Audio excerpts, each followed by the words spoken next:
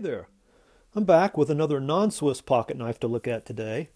This is a Boy Scouts of America knife by the Remington Arms Company. It's quite old and they're quite rare.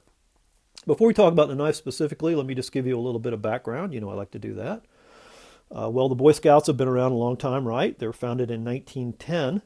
Just the very next year, 1911, they started issuing official Boy Scout of America knives. So the knives have been around a long time too. And the Remington Arms Company's been around a long time. They were founded in 1816, and they began making Boy Scout knives in 1923 out of their Bridgeport, Connecticut factory. They later sold their cutlery division to the Pow Blade Company. That was in 1939. So Remington only made BSA knives from 1923 to 1939. So they're old and they're quite scarce, quite collectible. This one in particular is the Remington model RS3333, and there are a lot of different variants on that model. This one can be identified by the round shield. Some of the earlier ones had an acorn-shaped shield. The lined or grooved bolsters, the permanently attached bail, this horizontal pull on the two-piece can opener. Some of the earlier ones had a one-piece can opener. And because it's a horizontal pull, not vertical, there's not a cutout here in the scale to get a hold of it.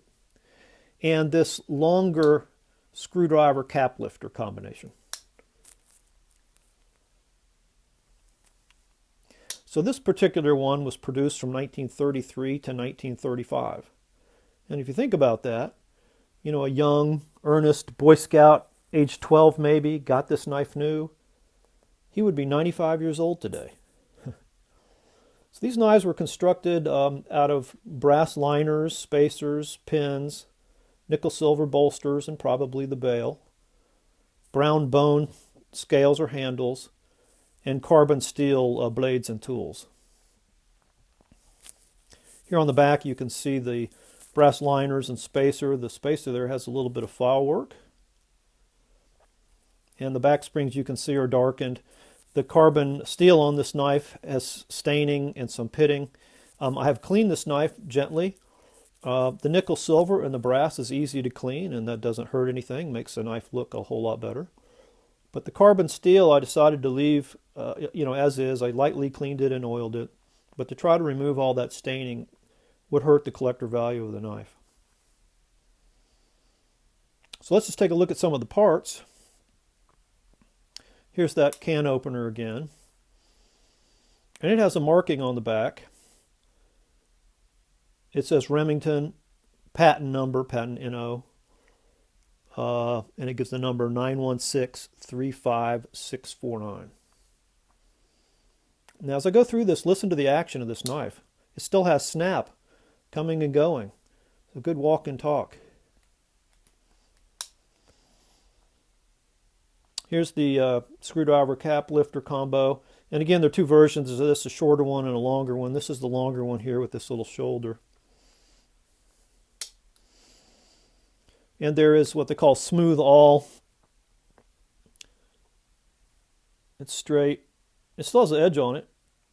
And it has a marking as well. It has the Remington symbol, the Remington UMC in a circle there. There's the bail. It's nice and symmetrical.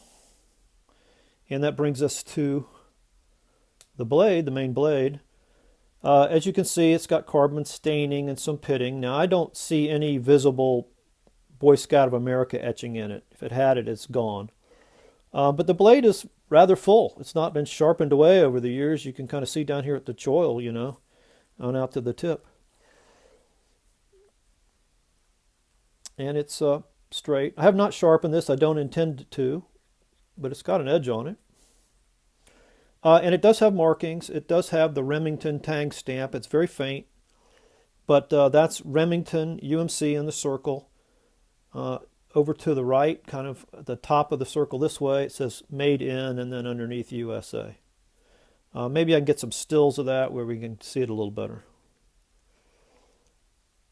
And then on the other side, more boldly, is the model number RS3333. Now the blade is Nothing is loose or wobbly on this knife. I mean, of all the tools, that's probably the least tight, but I wouldn't say it's loose. It's got good, again, good snap. The blade may be a few millimeters short. I'm not intimately familiar with these knives, but here's a look at the top and how it sets in the knife.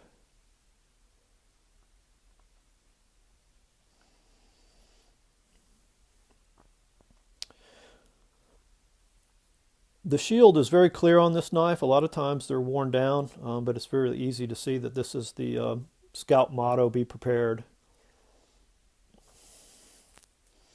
The bone handles, oftentimes with knives this age, these bone handles have splits, cracks, chips, missing pieces, shrinkage away from the bolsters. This knife has none of that. So one of the strengths of this knife is the condition of these bone handles.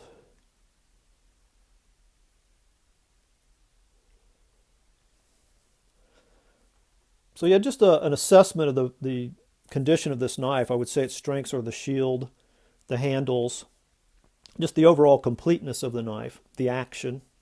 The weaknesses would be the carbon staining, no blade etching, a very faint tang stamp, and maybe a main blade that's a couple millimeters short. But these are hard to find in any condition, and this one actually is pretty good. Blade's Guide to Knives and Their Values gives a RS3333, a 2004 value in mint state, which this is not, of course, but of $500. I'll be selling this on my Etsy shop. It won't be anywhere near that much. So if you're on the hunt for one of these, please go take a look at it. If you collect classic American pocket knives or just iconic pocket knives of any type, here's one of them. Thanks for watching.